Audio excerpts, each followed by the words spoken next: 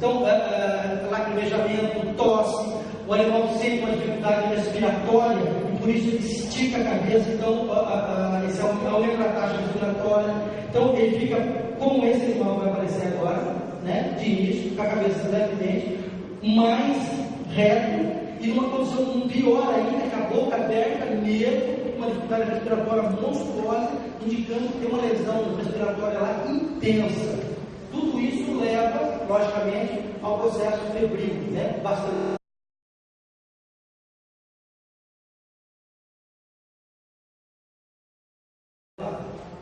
Tratamento.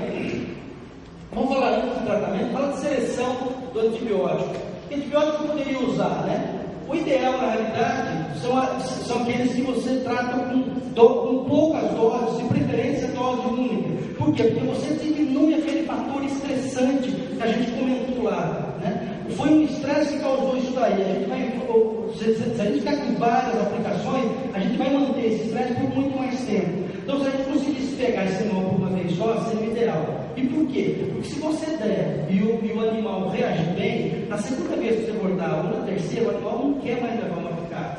Tá? Ele vai ficar muito mais estressado. Talvez não na primeira, mas nas outras. Então, evitar. Se você puder trabalhar com baixo número de doses, também é interessante.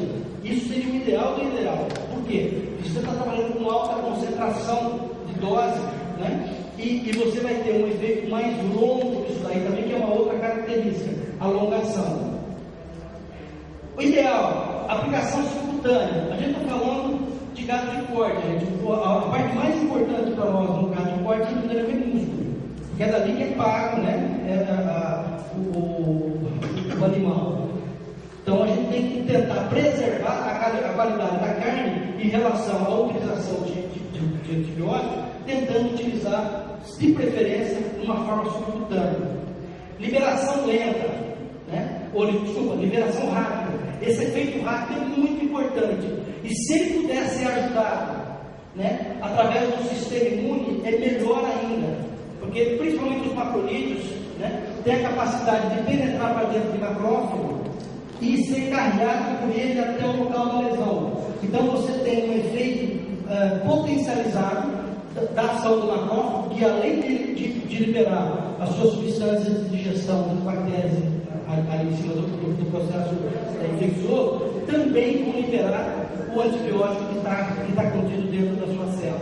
Ok? Longa ação, ou seja, que tenha uma ação que leve até o processo de cura, mas de cura mesmo, né? Uma outra condição, que não haja, né, que não tenha uma ação negativa sobre o consumo. Infelizmente, alguns antibióticos têm isso daí. Talvez pelo processo doloroso, né, é uma suposição que eventualmente pode causar. E que certamente, né, ao você passar a régua, tem uma relação custo-benefício positivo. Então, na realidade, essa seria a descrição do antibiótico ideal. Então, repare aqui uma aplicação subcutânea, o músculo totalmente íntegro. Uma aplicação, vamos voltar lá, uma aplicação subcutânea, né? Vamos voltar. Não. Quando você aplica ele subcutaneamente, ele não atinge o músculo, ele fica lá, fica a região mais negra, né? Quando você aplica no músculo, às vezes você tem esse tipo de problema.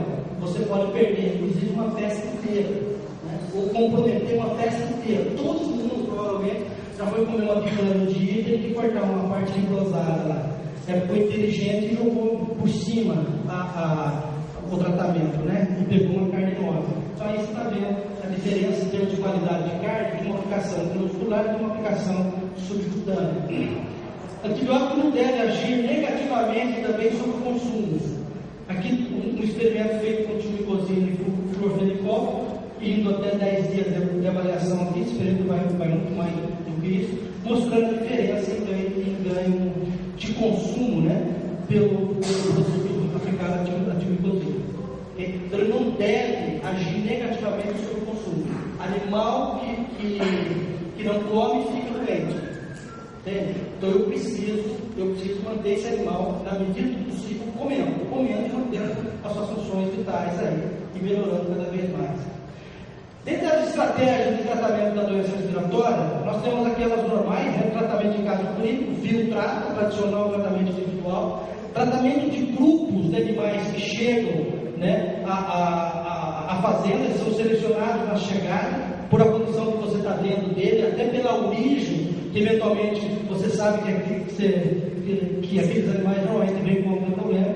Tratamento de animais baseado em temperatura, isso aqui eu nunca vi aqui no Brasil, mas eventualmente pode ter, né? Então, é costume, por exemplo, tem fazenda que adota isso, entra outro mundo, põe a cura, dependendo da temperatura no momento, trata aqueles animais que devem temperatura mais elevada. E tratamento de todos os animais na chegada, também conhecido por metaflaxia ou tratamento de massa, né? Ou tratamento on arrival, ou seja, na chegada, né? Também uma outra identificação da metaflaxia. Basicamente, nós vamos falar desse diagnóstico, diagnostica e trata, e da metaflaxia. No primeiro, né, ele é baseado na observação visual dos sintomas. Então, o animal chegou, visão geral, diminuição da alimentação, corrimento nasal, corrimento ocular, você vê isso, está lá, corrimento ocular, já começa a suspeitar. A parte ocular também já começa a ficar diferente, o animal começa a ficar com aquela ramelinha que vai aumentando, né? Dificuldade respiratória, tosse, aquele quadro que eu mostrei para vocês. E aí, se quiser chegar, se com uma temperatura mais elevada. Então, esse é o quadro mais típico para quem anda em confinamento ou que vai para o campo e vê animal dessa porta. Você pode ir lá que não tem problema, tá? O animal, cabeça baixa, orelha baixa, tá? E o pescoço levemente inclinado. Ele está no comecinho, mas o que vai acontecer? Ele vai começar a ter corrimento nasal, ele vai ter corrimento ocular, tá? Vai começar a balançar mais a cabeça. Tudo isso são sintomas que te levam a imaginar que esse problema, que esse animal está tendo problema de doença respiratória. E aí você confere com a temperatura, depois você consegue ter esse dado aí. A metaflaxia. A metaflaxia é uma outra forma de você tratar os animais, mas ela presume ou ela leva em conta que esses animais estão diante de um alto risco de doenças, né? E aí você pode tratar todos os animais ou grupos de animais, né? Mas que ainda não apresentam sinais de doença, mas você sabe que se você não fizer nada, vai acontecer alguma coisa negativa, tá? Então, ele é mais indicado para animais com alto risco de doença, mas que ainda não estão apresentando os sinais clínicos. Quais os objetivos, então, dessa metaflaxia? Redução do número de casos clínicos, ou seja, morbidade, redução